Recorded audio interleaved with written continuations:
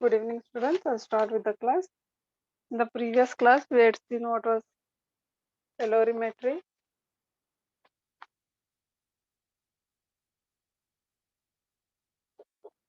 Nothing but whenever it says that you keep a hot object in contact with a cold object, there's always a heat transfer from hot object to the cold object. So the amount of the principle, if you want to say, for calorimetry, it's in the amount of heat lost is equals to object or substance or material is equals to the amount of heat gain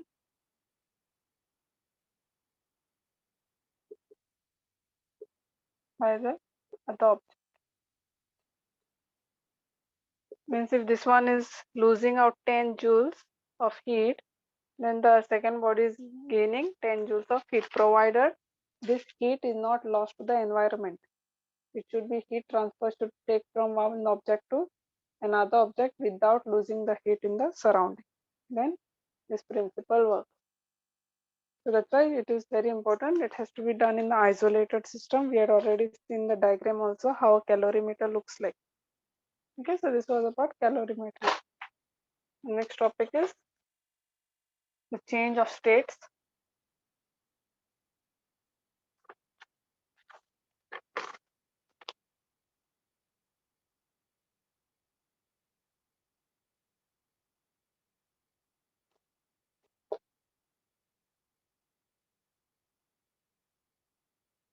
Any matter, you know that it exists in 3 states. Any matter, whether it may be water or something, it can be existing in the 3 states: solid, liquid, and gaseous form.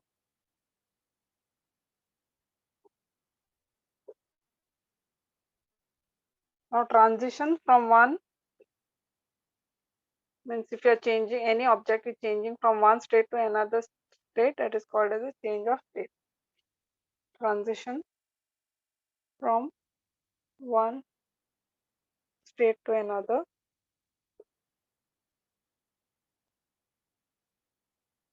is called change of state.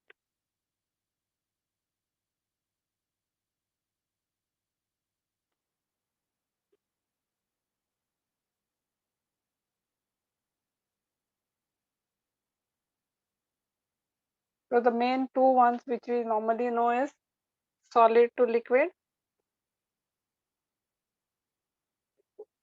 Okay, then liquid to gases.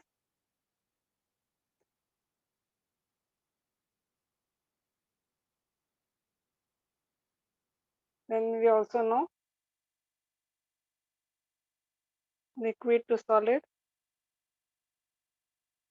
and there are something also some solid to, these are just examples. Okay, directly solid to gases also can take place, but we will see what it is called.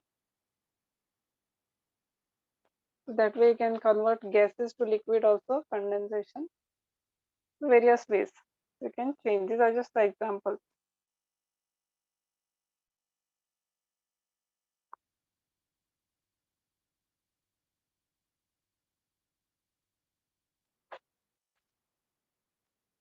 Now this process is important to understand. Suppose if I keep some ice in this,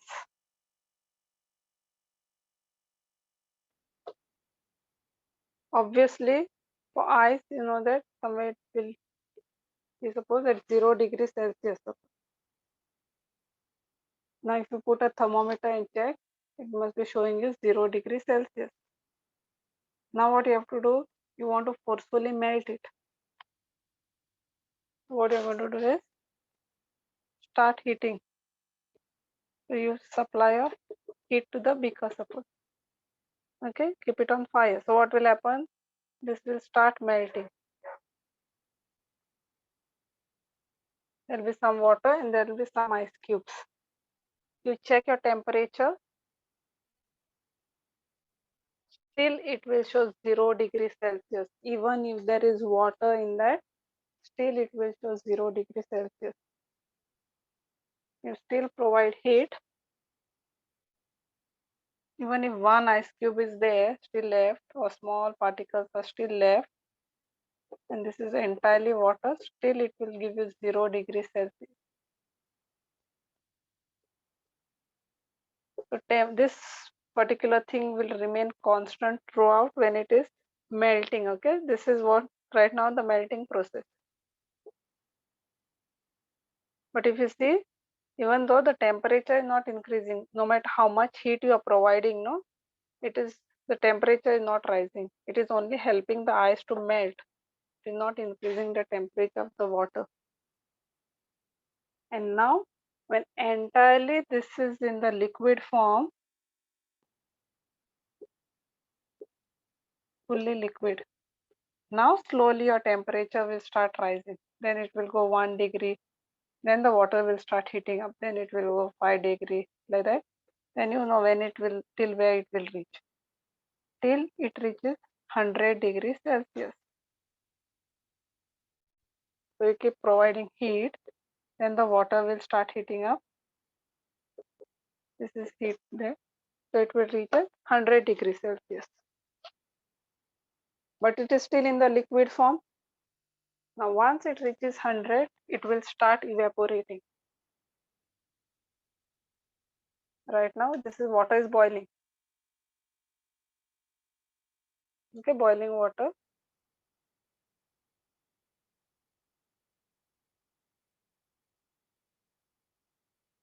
Now you're providing heat, slowly there will be vapors coming up. The water will start vaporizing. You measure, it will show you 100 degrees Celsius. Still you keep heating it. Consider the water has reduced from this much to half it became. You measure, still it will show you 100 degrees Celsius. Okay, and so until the water finishes, till the last drop, still if you measure even the slightest quantity, this will remain constant. Temperature will not go above 100 till every single drop of water evaporates. Okay, so this is how it works. So melting process, what is happening? The moment, this is called phase change. The ice is becoming liquid. So this process from here to here, this is called as a phase change. So ice is going from solid to liquid, your temperature remains constant.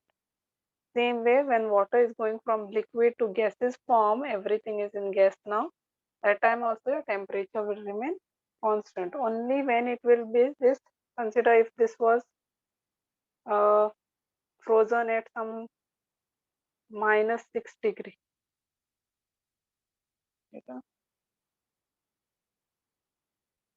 Consider this ice was at -6 degree or -20 degrees. Now when you are providing this, first it might become 10 degree or like this 19, 18, 17, 16 till it reaches 0. The moment it reaches 0, okay, then it will remain constant. So 0 is a fixed point. This is with reference to water I'm telling. So the moment it reaches 0, it will remain constant. Then all the ice will start melting. Before that, if you are providing heat, first it will come to 0 and then only it will start melting. So this is the actual process of melting and evaporating. So it's there in the notes. Say like what we do is we take some ice in the beaker, okay, which is at 0 degrees, start heating it slowly on a constant heat source. This is a heat source. Note at the temperature after every minute. You must be continuously stirring also to mix up the water. Then as long as there is ice in the beaker, what is going to happen? The temperature of the system does not change. Okay, these are the notes I've already given to you. This paragraph, same explanation is there. If you read, it's understood now. It is on this page, just check. change of state topic is there soon after calorimetry. The process is already explained, so you can just underline and keep the process. You can read it. If you want, you can later write it on your notebook. The temperature does not change even if the heat is provided continuously. Now, where is this heat going? Temperature is not rising. It is still remaining constant. The heat is going in melting the ice. Okay, not to increase. So that's why the entire heat is used to melt the ice. And once its work is done, after melting, then the temperature will start increasing like 1 degree. Because now already the heat work is done of melting it. Now it has no other work to do. So it will start heating up the water, which is already melted. Here it had a work of melting the ice. Here it doesn't have any work of melting the ice, so it will start heating the water. Now again he gets some work. This heat has some work of vaporizing the water once it starts boiling. So his work is now only to make sure to convert water into gas. So if you see by the graph form,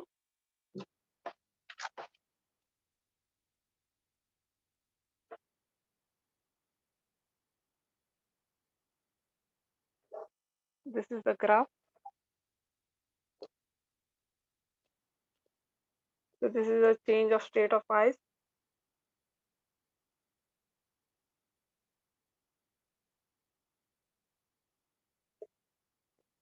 This is temperature, and like this is based on the time, how with time what happens. Now here it is set constant till full. This is 0 degrees Celsius. This is when ice cubes are melting.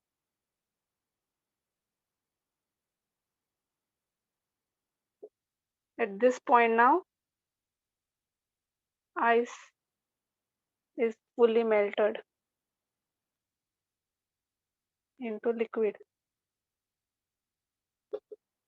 And now the temperature will start rising slowly till where it reaches, this is 0 degree, till it reaches 100. So the temperature will keep rising. So this is when water is getting heated. At this point, water starts boiling.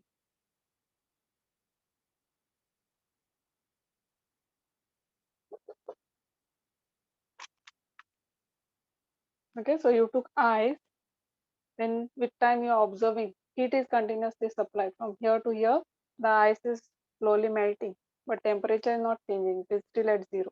The moment ice is fully melted, now the slowly temperature will rise. Now the moment it reaches 100 degree, water will start boiling. Once the water starts boiling, this again remains full 100 degrees Celsius throughout. The water is evaporated.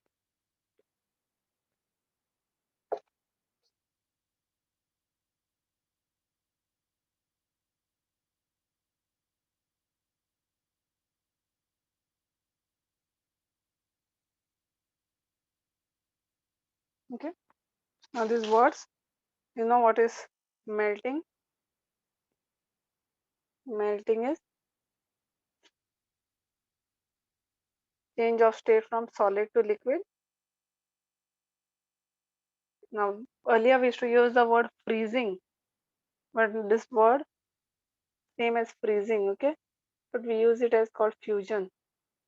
Freezing means liquid to solid. The word you will be used now is fusion. Means water converts into ice.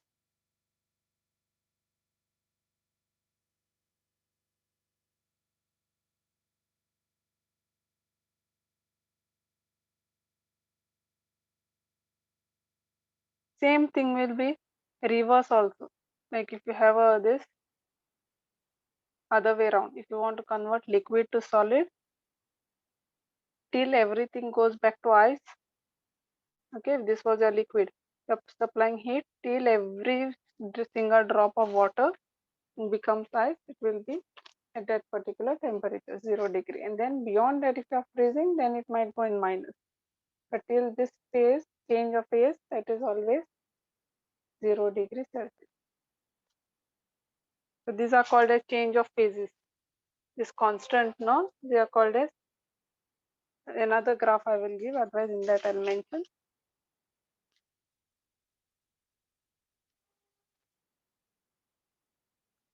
So this melting, this depends on atmospheric pressure.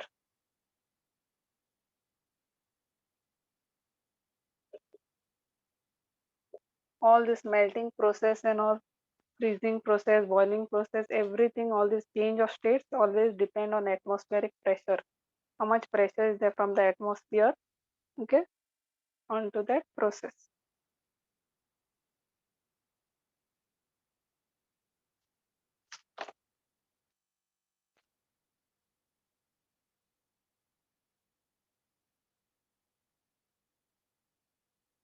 At normal or standard atmospheric pressure, like how we have room temperature, like that we'll have standard atmospheric pressure at every location. At a standard atmospheric pressure, it is called normal melting. You are not forcing anything. It is happening as per the normal standard process. So it is called normal melting or normal fusion.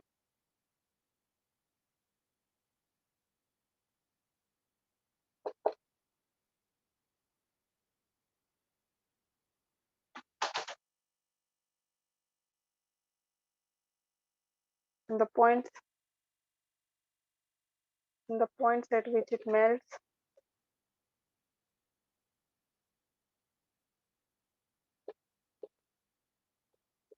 is called normal melting point.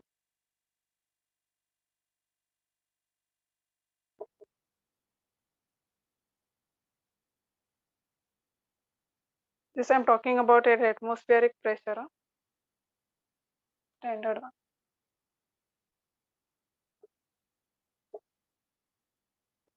And the point at which it freezes or changes from liquid to solid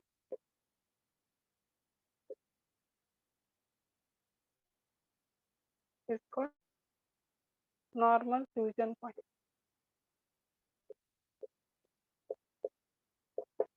Melts, no, you can say solid to liquid.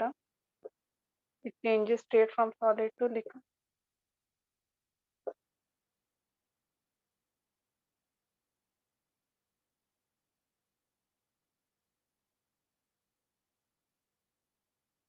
Now, this is at standard atmospheric pressure. Now let's see what happens if you try to this experiment with some pressure. What happens under pressure?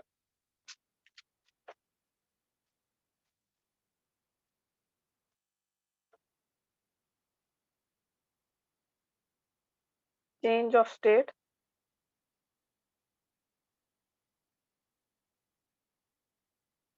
under some pressure.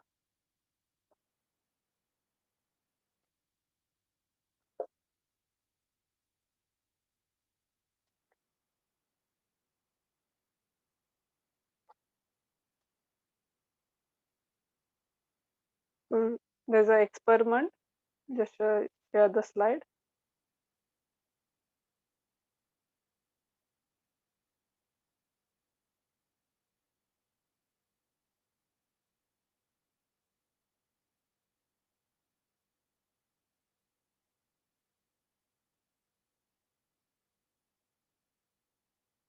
Okay.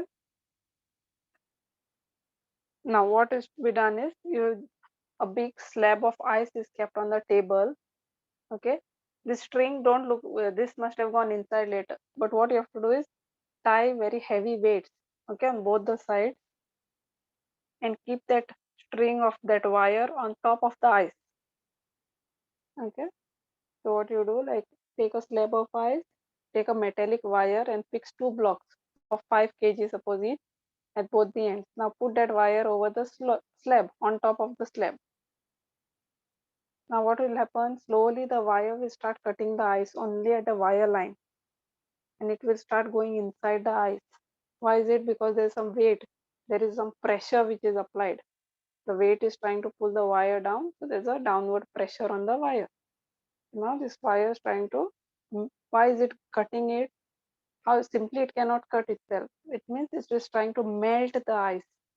If it wants to go inside the ice, definitely at that wire line, the ice is slightly getting melted. So what happens? Only at the wire line, the ice melts due to the increase in the pressure. The moment the wire slightly goes inside, what happens? The water which it had melted, no, it freezes again. Again, it becomes ice. So it like packs it up. Okay, whatever cut had become because of the pressure, slowly it will fill it up with ice again because surrounding is very cold.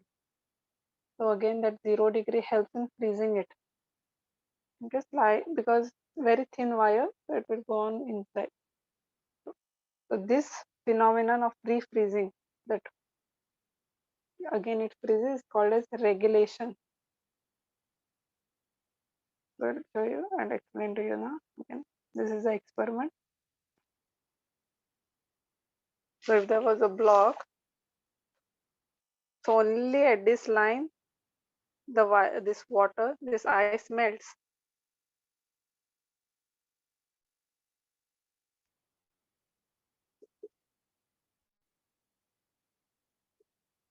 At this line.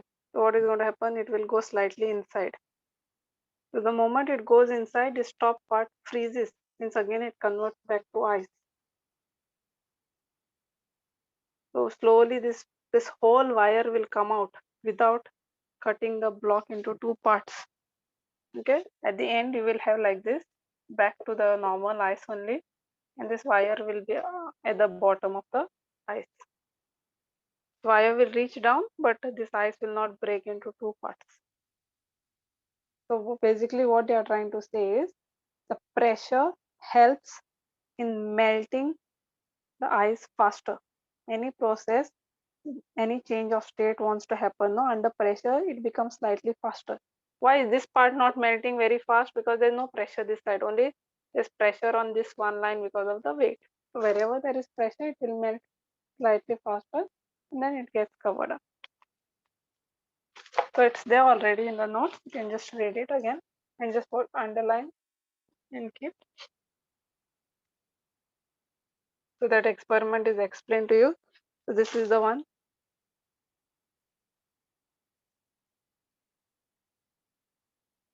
So what is regulation? Regulation is the phenomenon or is the process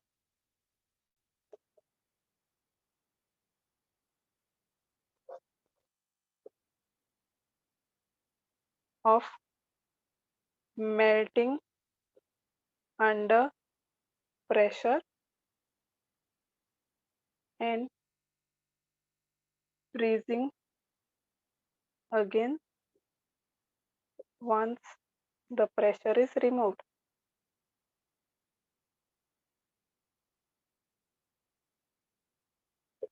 So what has happened? Until and unless the wire was there, it was forming pressure. Now the wire is moved down, the pressure is gone from here. So it will freeze back once the pressure is removed. So that's called as regulation. So that is why applications, where all you can use applications will be skating. Why skating is possible? Skating is possible because when you are standing on the ice along with your skates, only that under your legs, no, slightly it will form water, slight water, because it will help it slippery, like you will get on the water.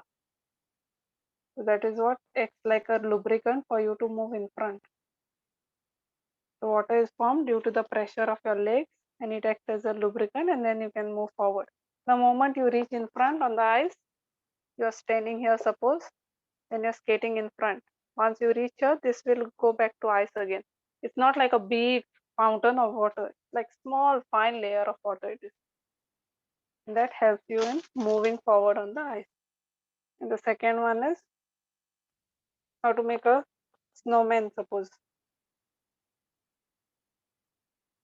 if you want to make a snowman, okay, or any ice carving also, what is going to happen the moment you try to want to make a snowman, you'll bring the ice and then you press the ice with the hands.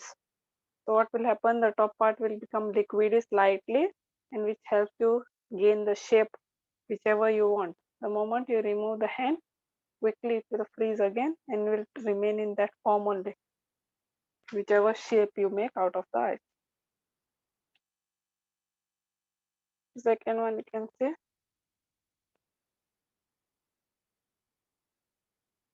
an example of snowman. Just for your this one, not to explain. No one will ask you specifically explanation, just to know.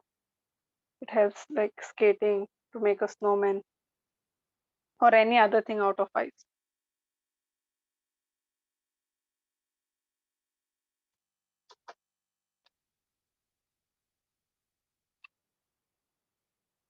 This is ice skating. Huh? So basically, what we can conclude, under pressure, change of state happen faster.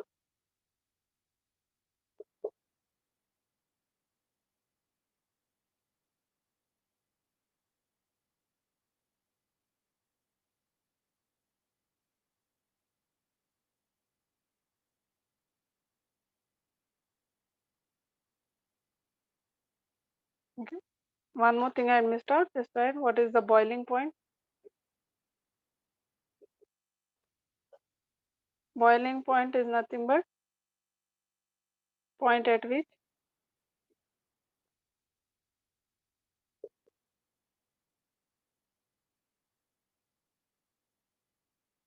matter changes from liquid to gaseous form.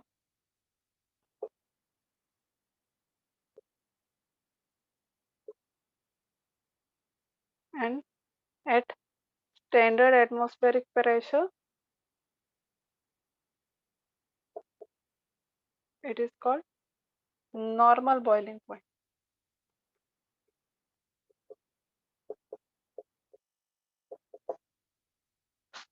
At this snow, whenever the ice is melting because of the wire and this is not a pure melting point. If you check over here, no, this is not called pure because you are doing it under pressure. If you have normal standard atmospheric pressure without any external other pressure, then it is called normal. But if you are doing anything with force, then that will never be called a normal melting point. This is like some kind of force type. Whenever anything without force, then it is called normal boiling point, normal melting point, normal fusion point. That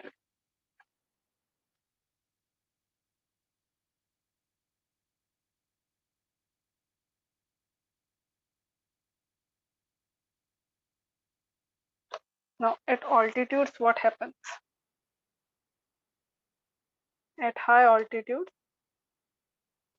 what will happen to the boiling point? At high altitudes, your pressure, atmospheric pressure is very low.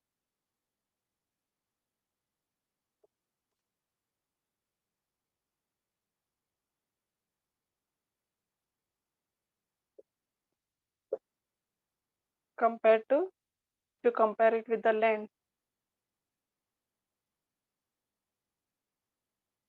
compared to sea level. Sea level means at the bottom of the earth, means at the earth. And atmosphere, this high altitudes means almost in the sky or high on the mountains as you go above the ground level. As compared to sea level, atmospheric pressure is low. So what will happen? Boiling point will increase or decrease? Boiling will boiling point will increase or decrease? Low I said More the pressure,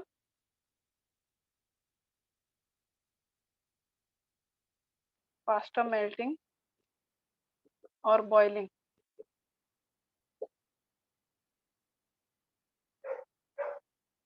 So soon it will boil or soon it will melt. Now low atmospheric pressure means it will take time to boil. What is going to happen? Boiling point will increase because it takes time to boil.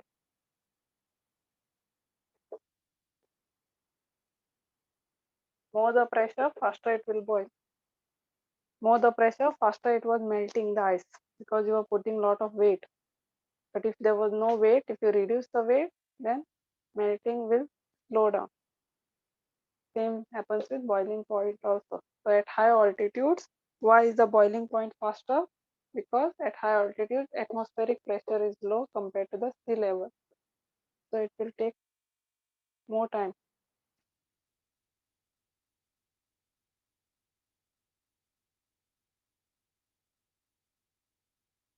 In pressure cooker,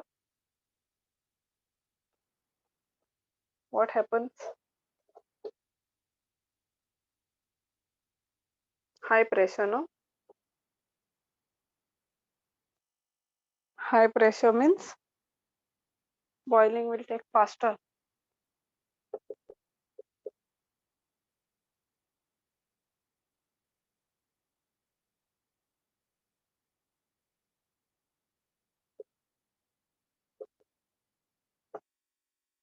And cooks food faster.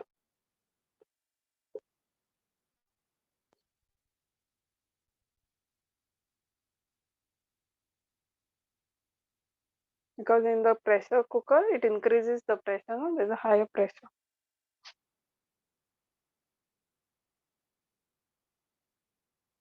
So as the pressure increases, the process will increase faster.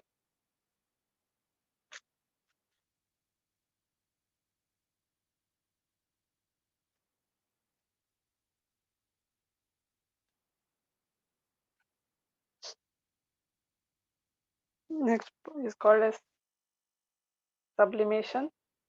How we have evaporation, melting and all. Sublimation is change from solid to gases directly, or vapor state you can say.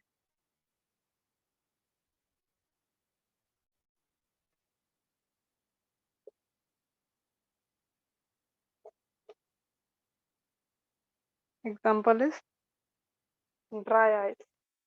Dry ice is not the ice which is dried up, solid. That carbon dioxide exists in solid form. That is called as dry ice. The iodine also. If you heat iodine, no, put it on fire, directly it evaporizes. It will not form liquid and all.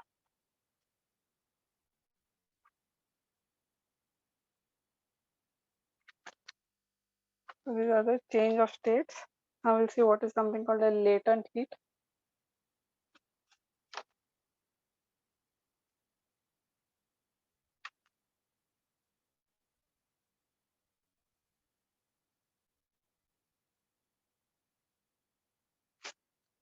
In order to see what is latent heat,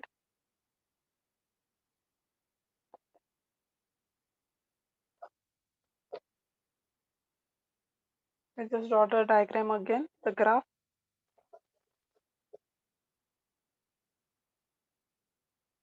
Now suppose this is at 0 and this is something minus,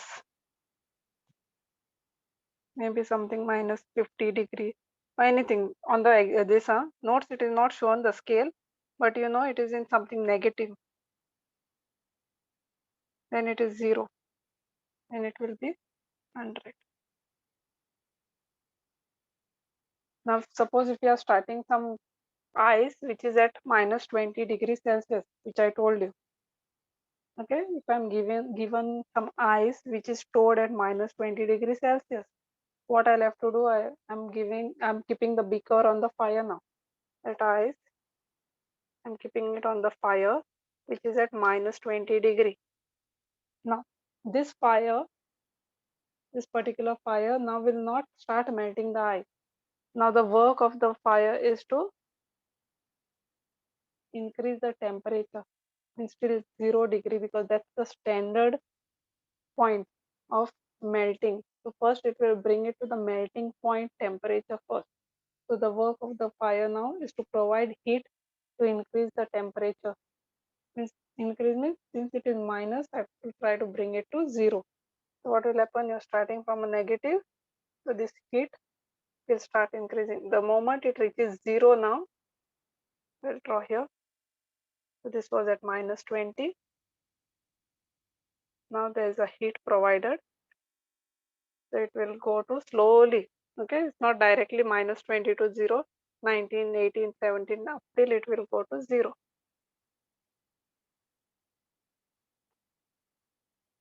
So this is the heat. Now the moment it reaches, now it will start melting. But still now this will remain 0 only, I told you, till all the ice cubes melt.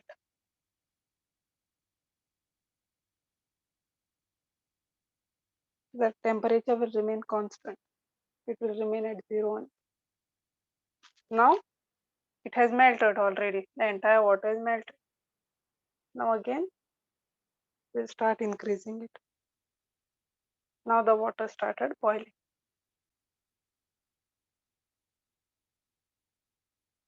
It's constant. And this is for the steam later.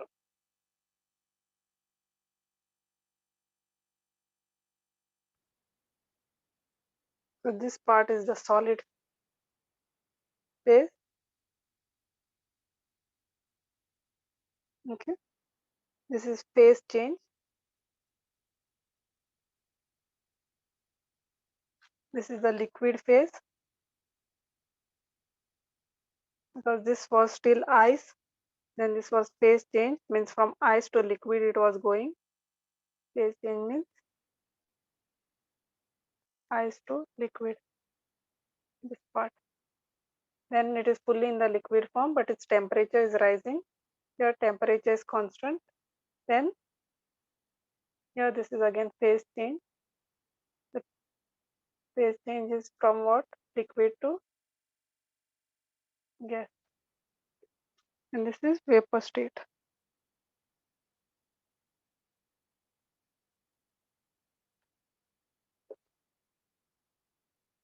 So if you give heat most this, then the temperature might go above 100 for the steam.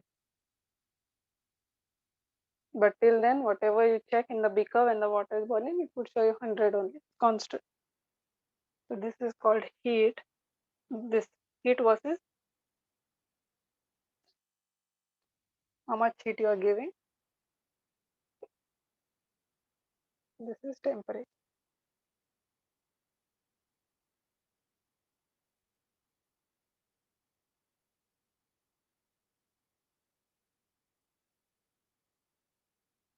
Now, this obviously, even though temperature is constant, it is still 0. But have I stopped giving heat?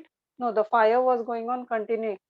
So this part also, even though the temperature is 0, the fire was still there. That heat, with that constant phase heat, no, wherever it is constant, this is called as a latent heat. From here to here, here to here, whatever heat you are giving, that is used to melt the ice. Here it is used to melt the water, not to increase the temperature. So this is also latent heat. And this rest all, no, these are called specific heat,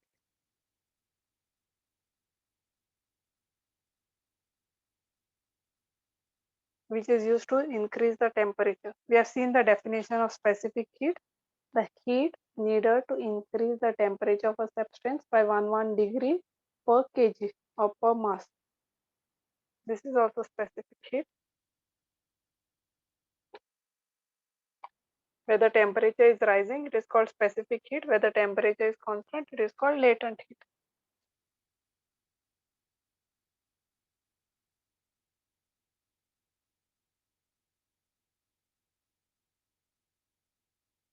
Okay.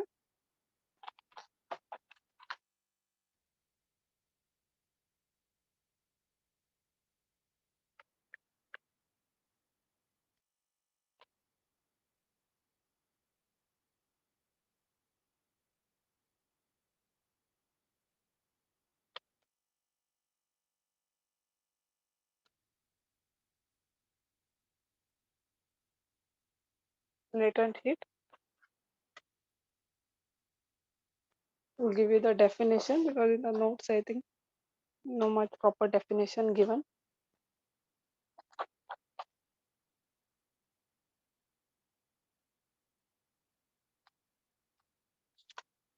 We'll give you the proper definition.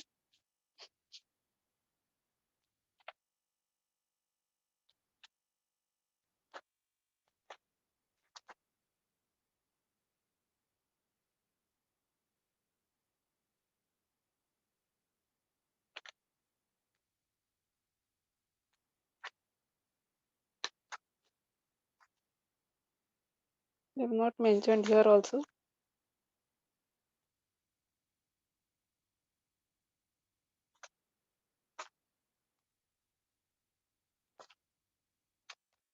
Because if I give my own way, then your teacher might not accept it.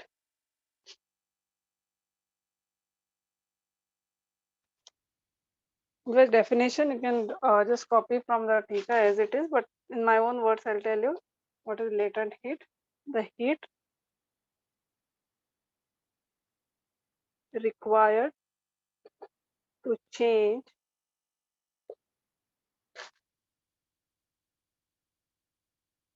the state from one form to another with temperature remaining constant.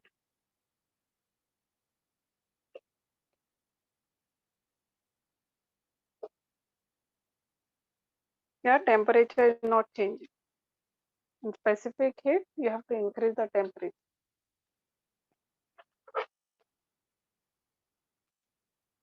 And that is given to you as with the letter Q. Q is the change of temperature.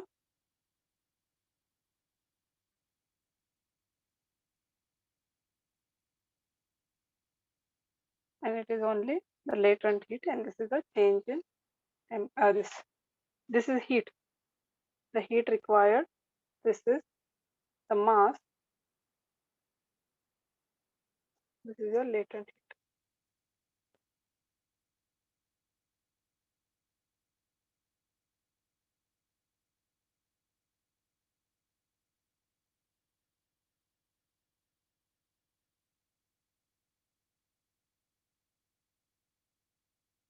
L will be Q upon A. L is your latent heat, right and keep. M you can keep small only. And unit is SI unit will be. Now there is no temperature. In specific heat, if you had seen, there was degree Celsius. Here it is only per kg, joules per kg.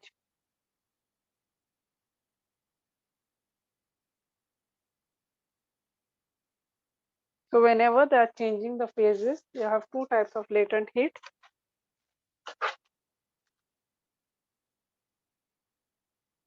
One is latent heat of fusion. Fusion means, I told you, is freezing.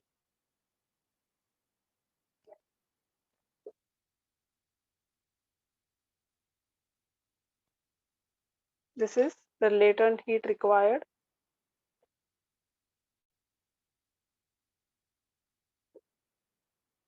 to change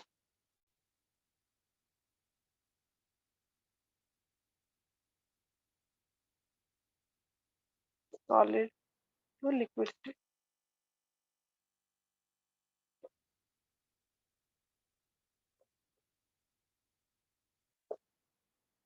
Okay, or the reverse also, from liquid to solid, whatever that phase,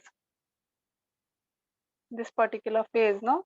So if you are coming from this side to this side, it is also called latent heat of fusion only, and the other way also it will be fusion only. Change from solid to liquid or liquid to solid, whichever way. But this phase is particularly called as fusion, and the latent heat needed for that is latent heat of fusion. And the second phase which we saw was here, that is latent heat of vaporization.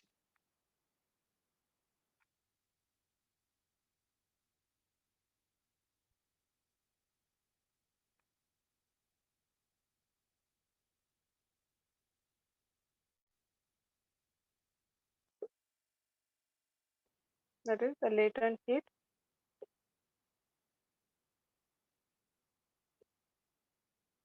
required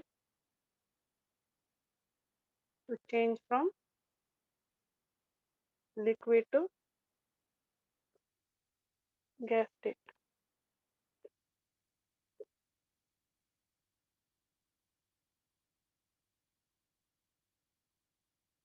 Okay, here specific heat is needed, here latent heat is needed. Because this does not depend on the temperature, here the temperature is right. So that's why in the formula there is no T. Delta T is not there. In that specific heat formula, if you see, there is a delta T involved.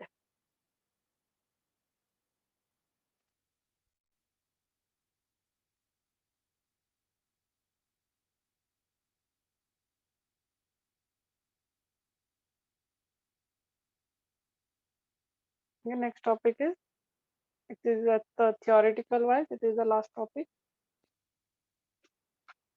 Only problems are left from this chapter. Then after this,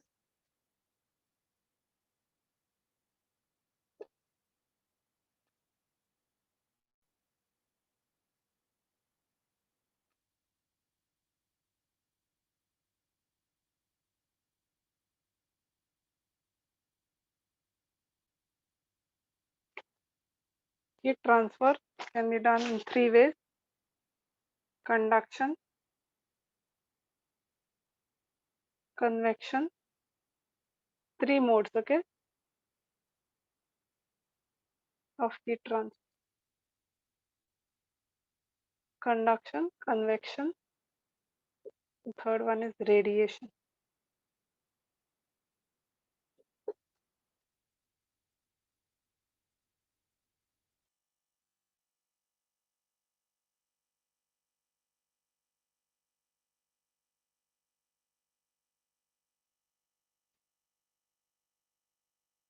Conduction is nothing but, first I'll just give examples and explain. You are having a pen, suppose there's a fire which is getting heated up. Okay, consider it is to be of some metallic one, not the insulated one. This is full metal, suppose. Now you come and touch this part. Heat is provided here, but why do I'm telling you again, this whole metal, suppose, or even if you consider this part or whichever, the handle is suppose metallic. If you keep it on this fire, this, although the fire has been provided here, you can feel this handle also hot after some time. Why is it happening is because of conduction. The heat transfer is taking place from here to here, just it doesn't jump directly here. Okay, so every metal or any matter is made out of molecules or atoms. So basically it is like this. So there will be tiny atoms which are tightly packed to each other at every point. So what is going to happen? There's heat. So this whole layer will get heated up. Now this will, what happens, this is at a higher temperature now. And comparatively, this will be at lower temperature. I told you heat always flows from higher to lower. It cannot wait like this. The moment it sees something cold compared to it, it will always transfer its energy to the next one. So it transfers this to the next line. So again they will go and give it to the next one. So as so on from molecule to molecule at every bit it will go on, and that's why it takes little time. Suddenly when you keep on fire, this will not become hot. So from substance close to each other, if it's taking place, and that is called as conduction. Now convection is what? Suppose if you come and keep your hand over this, okay, you're not touching it, but you can feel it somewhere. Okay, you can feel the warmth. If you keep your hand over the something is getting cooked, and you will get the warmth. Why? Because again, this is comparatively lower temperature, and this is at a higher temperature. So what will happen? The air from there will come here, and the hot air will go up. Okay, the cold air from the atmosphere or from the this will come down from the environment, and higher vapors or temperature, these molecules of air get heated up. So these molecules will go up and this will come down. So that's why when you keep your hand to this higher one which hits your hand, you will start filling up that heat. So that is called convection. So it is through a medium. And then the radiation is, best example is sun or your bulb, electricity bulb. They don't come molecule by molecule. Okay. What happens is they form, radiation is in the form of waves. So waves are called as electromagnetic waves. So it gets transferred in the form of electromagnetic waves. Otherwise, if sun had to give molecule by molecule, it would take years for us to feel the heat of the sun by the time it transfers every single point. So it directly sends in the form of electromagnetic waves, that is radiation. So this is the difference between conduction, convection and radiation. So we'll see in detail.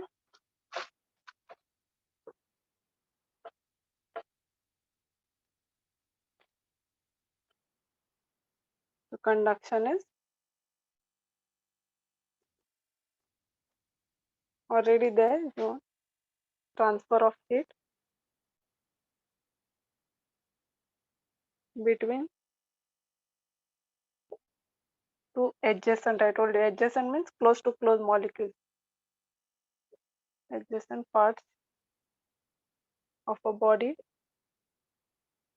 Now, suppose if it is not heated, does it simply go on raise? No. Only when you start giving heat, there is a temperature difference, then only it will start flowing.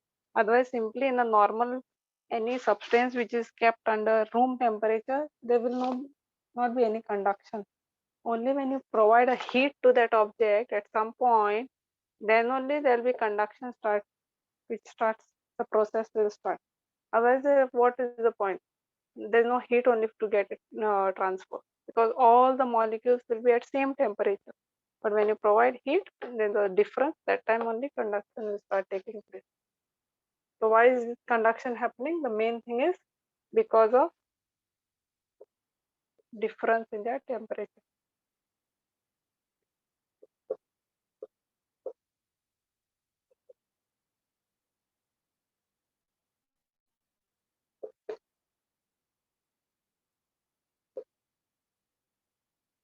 So how much heat is getting transferred is based on how much temperature difference there is. Rate of flow of heat is proportional, means depends on how much temperature difference.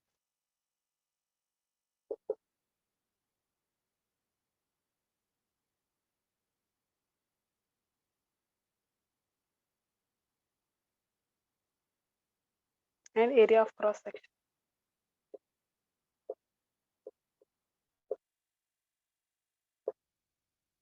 It depends on the area of cross section of the contact also. Area of cross section is given by, imagine this, there are two blocks, okay? Now I try to join them by just one rod, and this is providing heat. Same in the next one, I'm keeping them very close and providing this. So obviously, you know that over here, if you keep your hand over here, okay, one hand here, you know that this you will start feeling hot faster. Because why? The heat had a larger area for it to transfer from this block to this block. More the area of contact, more will be the heat transfer and it will go faster. Here what is going to happen, there are very few molecules, like less cross section, that will take time to reach till here. The rate of flow is dependent on how much temperature difference is also there, and it depends on area of the cross section which is in contact with.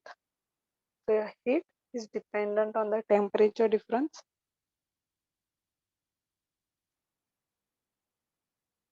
and inversely proportional to the length, and inversely proportional.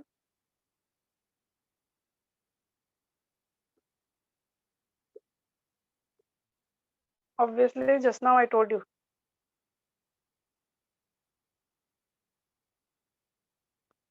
more the length, more time it will take. So that's why it will ulta. Okay, more the length, less heat transfer will take place. Less of the length, more heat will take place. So that goes in the denominator. H is proportional to your, what is the temperature difference? T final minus T initial, you can say higher minus lower. So I can say pH minus T, and it is dependent on the area. So less the length, more will be the heat transfer. More the length, this lesser the length, this is 2, suppose L is 2. When you are dividing the entire thing by 2, suppose if this is 5, then if you are dividing this by a bigger number, if this is big, this will become small, because you are dividing by a bigger number means answer will be small. So inversely proportional means always put him in the denominator. So it will work reverse. If this increases, this will decrease. If this decreases, this increases. Directly proportional means if these two are increasing, automatically heat is also increasing. More the area, more the heat. More the temperature difference, more the heat. So whenever we remove proportionality sign, we replace it by some constant. So they have used K. I am temperature difference upon L. So write and if L is the length. This is L and K is nothing but called as proportionality constant. Constant of proportionality, also called as thermal conductivity of the material. It depends on the material also, because plastics and all will have a different conductivity or may have zero conductivity compared to metals. Different metals, you will feel the heat faster. Certain metals will take longer time to heat and conduct the heat from one place to another.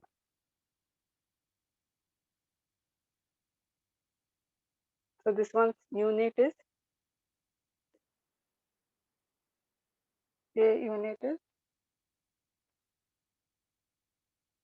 joules per second.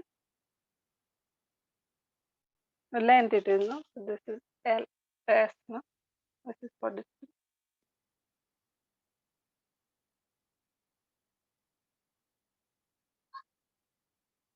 And this is Kelvin. Excuse me, miss. Yes. Miss, that is TH minus TI. LL. Yeah, first I written final minus initial. Final. Okay. Or you can say higher minus low. Okay, miss.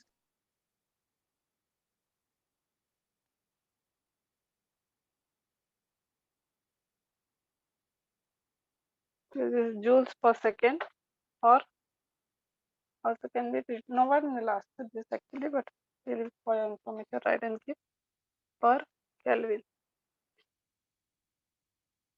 because it would have a fixed value for certain materials. Even if in the problem they'll give you the value, will not expect you to write the unit.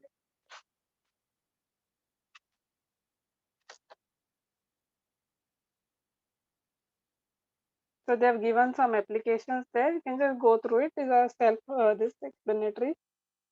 Like any this, what is that metal? If you see nowadays the vessel, they cover the bottom with copper. Cooking vessels you must have seen. This is like copper little part, and then the normal vessel, because this is all, they are good conductors of heat. So in order to heat this faster, the vessel, and increase the cooking process, they normally put this copper. Then they have given examples of some plastic foams. They are good insulators, so that they can use whenever you don't want heat transfer.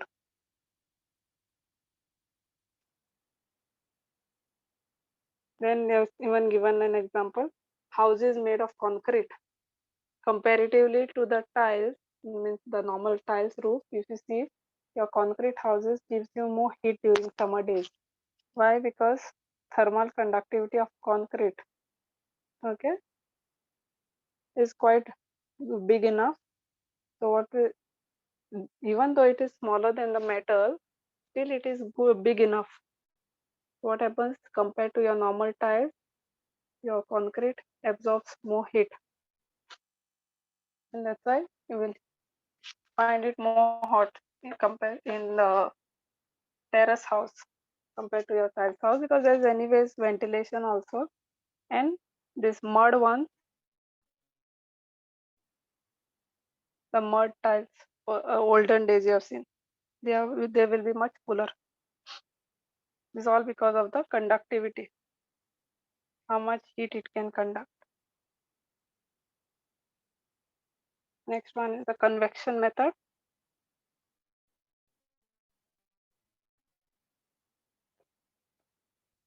Mode of transfer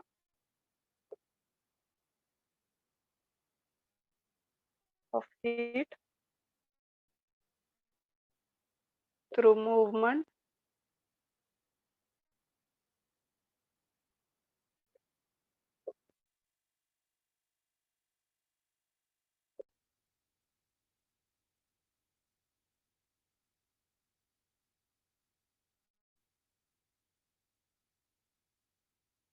it only works for fluids or gases. Okay, fluids means they involve gases also under that. Solids you cannot have convection. Why? Is because solids, the material cannot move inside. It only happens to conduction from one molecule to another. These molecules don't go from here to here. Okay, so in solids convection is not possible. So mostly it happens in either liquids or gases form. So this can be two types, either forced or natural process.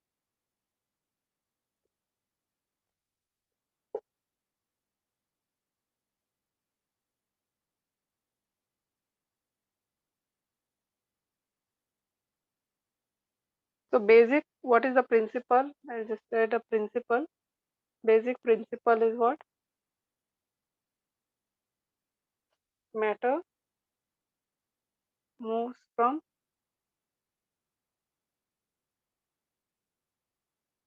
higher temperature to lower temperature.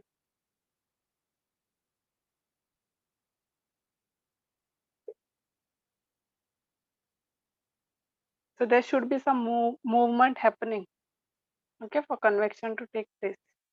So if sometimes you can force this movement. In the forced convection,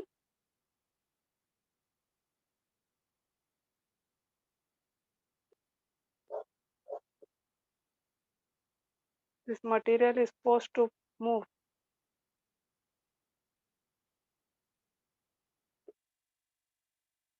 It doesn't happen on its own. You need to give some external force. So you can use a pump or some other physical force.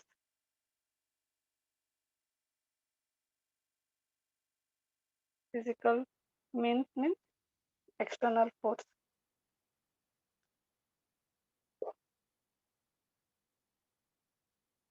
Example is human circulatory system.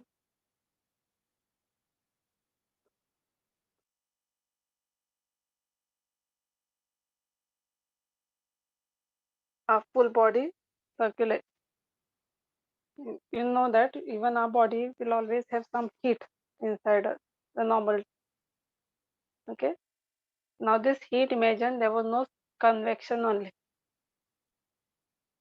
What would happen is, suppose if you keep your hand on fire, it would remain there only, it would not distribute. Okay, or even internal, suppose what would happen, your brain only would become hot. Okay, suppose the temperature and there was no circulatory system, only certain part would be at a higher temperature, it will not work and there would be a damage. So who does this circulatory system, trying to maintain balance throughout? The temperature should be at least in the normal range throughout the body, almost in the same range. So that is done by the heart. So the heart acts as a pump. So heart acts as a pump. That's why it is called as a forced process. If your heart this doesn't provide, then there will be no regulation of temperature.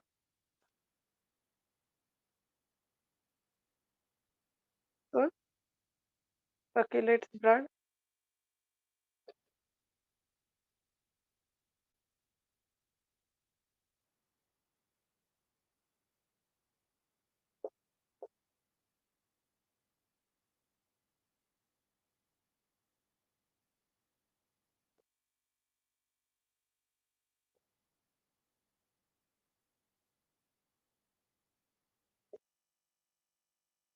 So the blood obviously will help in transferring the heat.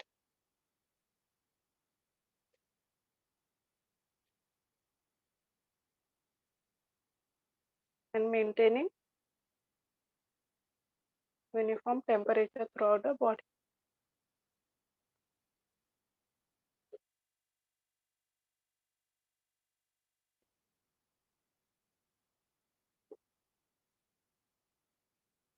So this is one example of a forced one. You can have another example, also cooling system of your car. Okay, a cooling system, what is going to happen? Your car gets heated up. So if there was no cooling system, it would catch fire. So that's why they always provide some this, what is that, water and all in the tank in the front, so that it regulates the heat towards the water. So it always keeps up the regulation. Otherwise, only one part of the car would get heated up. So there will be some external force, or the system is made in such a way that it will pump out the heated water or the heated parts. So some oil will be there to take away the heat, and then it flows out. Even your AC would work that way only. Like all the water, heated water, it will take away and then cool it down and bring back the cold water inside, or the cold, what is that, air. Same with the refrigerator also. Whatever food you keep in the refrigerator, the fridge will take away all the heat. Okay, in this food, it will go, and there's a compressor. The compressor will again change this, what is that, this is all the gas which will go to the compressor. So it will apply some pressure, it will make liquid. So this liquid will come out cool. This is hot gas. Then again, so this is all convection. This is all post convection methods. You are providing some electricity or some power to do this process. But in normal life, the natural processes is your day-to-day life around you. You can see the wind blowing or the breeze. Breeze is nothing but the result of difference in the temperatures. otherwise breeze would never flow. We'll just share one slide.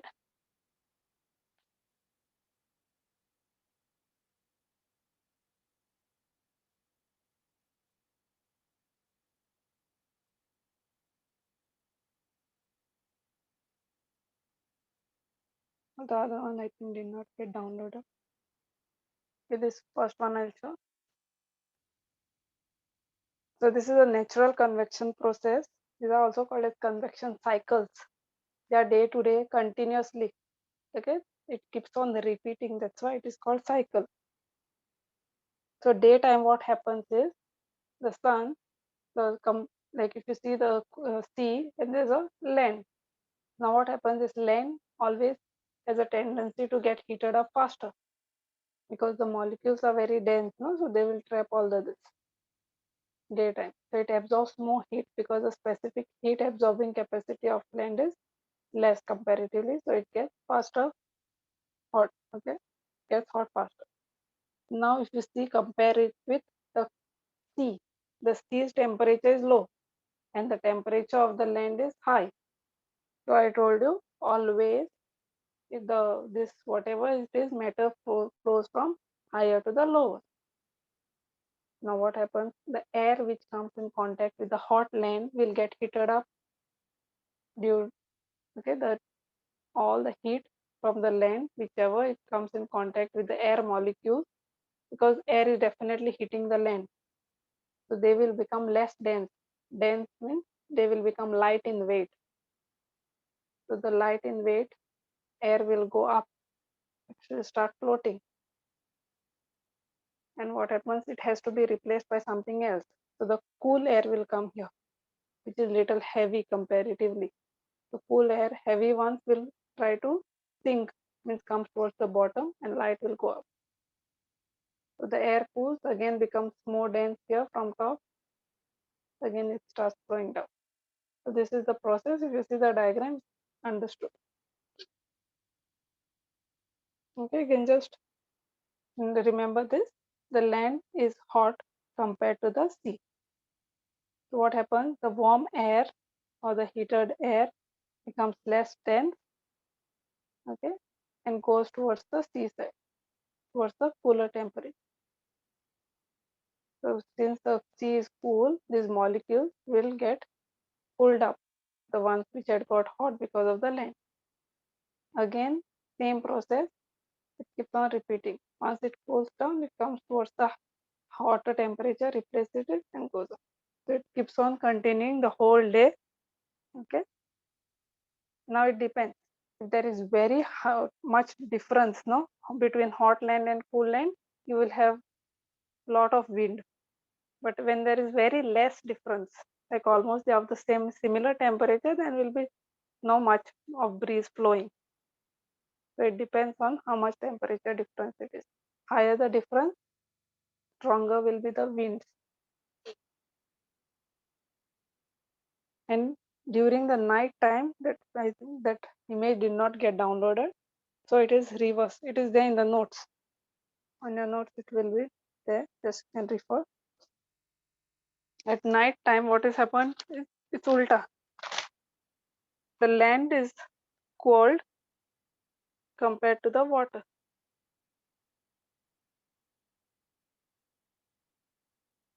And water is warm comparatively. Okay.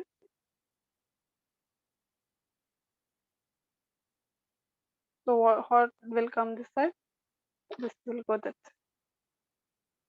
And daytime it is ulta. This will go here. This will come. That can refer directly the diagram. You can read. It's self-explanatory actually. So during the day, the ground gets heated up faster. Okay, they compared to the water. Why? Because the water has a greater specific heat. Means it can take up a lot of heat compared to the land. So it will start less. I told you all in the previous class, less specific heat. This is daytime I'm talking about. Water has more specific heat. means it can absorb more heat from the sun. So this fellow is very less capacity, so it will become very hot. This hot. Okay, this will become hot faster.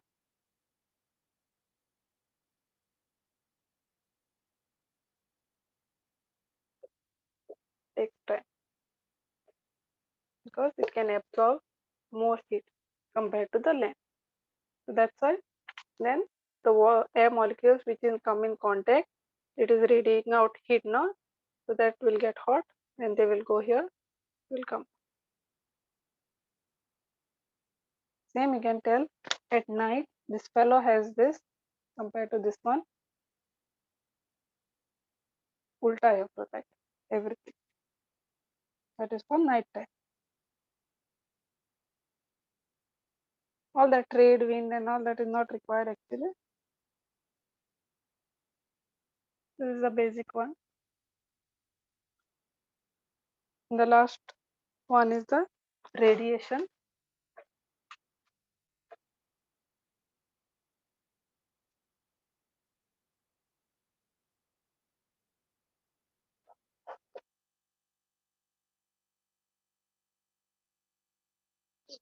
Radiation is this mode of transfer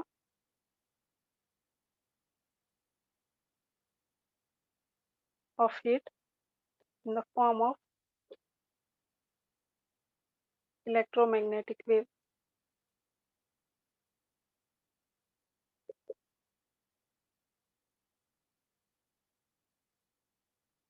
Energy radiated is called radiant energy. Needs no medium, means can travel through vacuum also. It doesn't need any medium for transfer. Convection, conduction, it needs medium because it needs either air, liquid, I told you. Something or the other it needs to transfer. But this radiation straight away, it can travel through vacuum also. Means if you keep a light here, there is no other, you block the air and you're keeping, you want this, still all the light will flow because it doesn't need air and all to transfer or liquid to transfer. No gas needed to transfer, you can directly, even if it is there or not there, doesn't matter. So needs no medium specifically and can travel to vacuum also.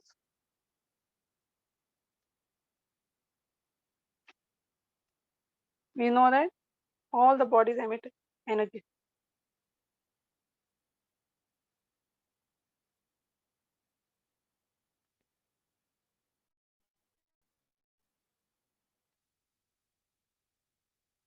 Even our body, there's always some kind of energy which is always been radiated out. It must be very less, but always it is there. Every single body will be radiating out energy in the form of electromagnetic radiations.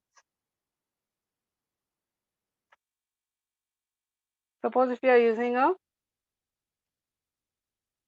in the form of light, okay, if the source of radiation is light,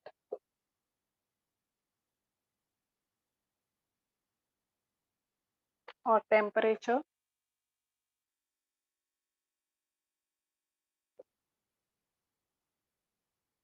then energy, or then the radiation is called thermal radiation.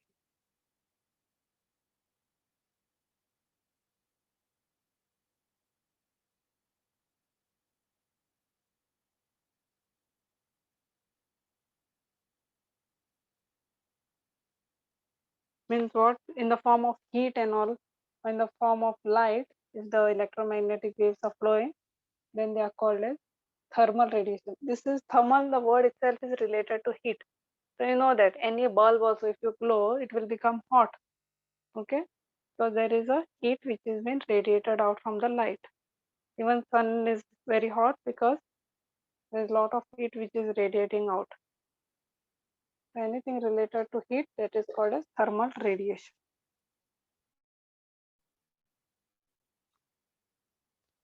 So every body I told you will radiate, or it can absorb also some radiations. So dark colors no absorb more heat.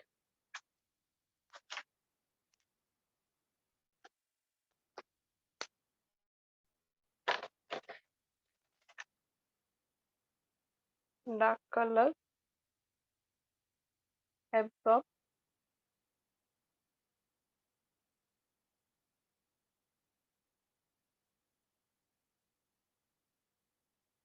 more heat, therefore radiate out more heat.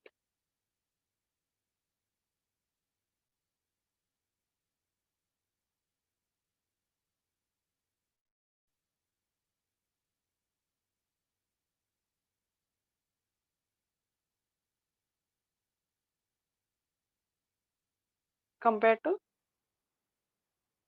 light color. That's why in summers you have to put white clothes, not black color. That's why it feel hot compared because that absorbs more light compared to light color.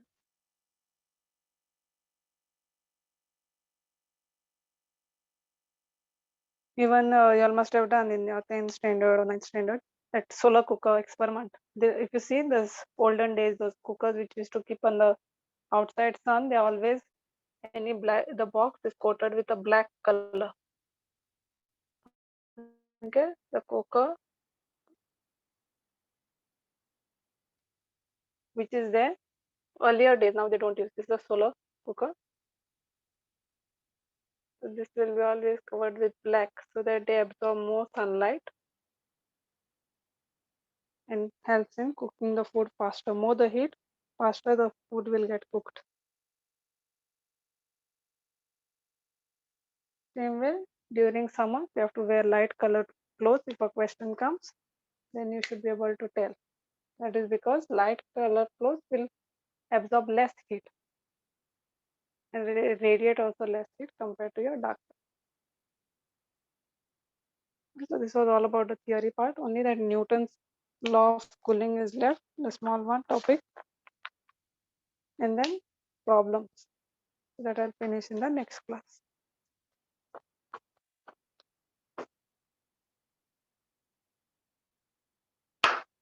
I'll stop here.